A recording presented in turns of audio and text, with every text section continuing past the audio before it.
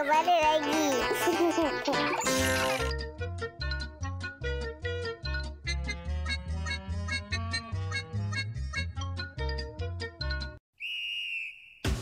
The name of the game. The name of the game.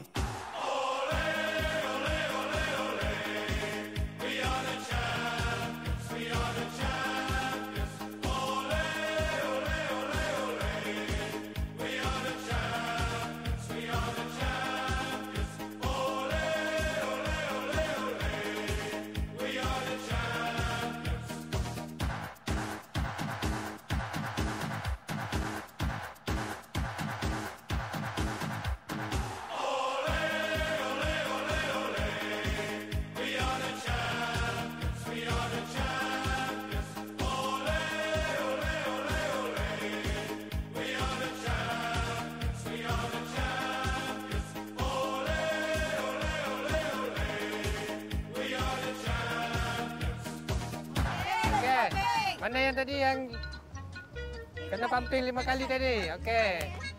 Pumping. Okey. 1. 2. 3. 4. 5. Wah. Kawan-kawan macam mana, seronok tak? Wah, siapa yang menang tadi? Mereka yang kena pumping ni mesti kalah kan? Tak kalah abang. Dia kalah nanti kena belanja pas. Tak apa. Kawan-kawan, Bas tahu kamu semua tengah seronok ni kan? Jadi kita kekalkan seronokan kita ni. Abang Latif, boleh tak Bas nak minta izin, nak berhenti dulu untuk berinteraksi dengan kawan-kawan di rumah tu? Boleh kan? Boleh. Nanti kita jumpa lagi, Abang Latif. Baik kawan-kawan, jom sama-sama kita berinteraksi dengan kawan-kawan. Nanti kita jumpa lagi.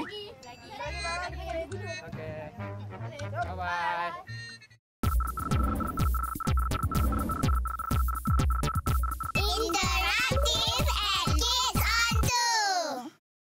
Kawan-kawan, yang budak perempuan yang lain pergi tandas ke? Tak apalah.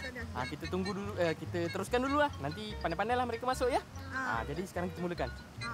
Pegiri ini ialah Nur Syafiqah binti Muhammad Abdul Latif daripada Nilai Negeri 9. Katanya, "Hai Bas dan kawan-kawan." Hai. Semoga sihat semuanya. Saya suka sangat menonton rancangan Kids On tu. Saya suka melihat telatap Bas dan kawan-kawan. Selain itu, saya juga sangat suka menonton pengembaraan yang dilakukan oleh Bas dan kawan-kawan. Okeylah, sampai di sini saja. Semoga rancangan ini akan bertambah menarik lagi. Bye. Terima kasih Syafiqah.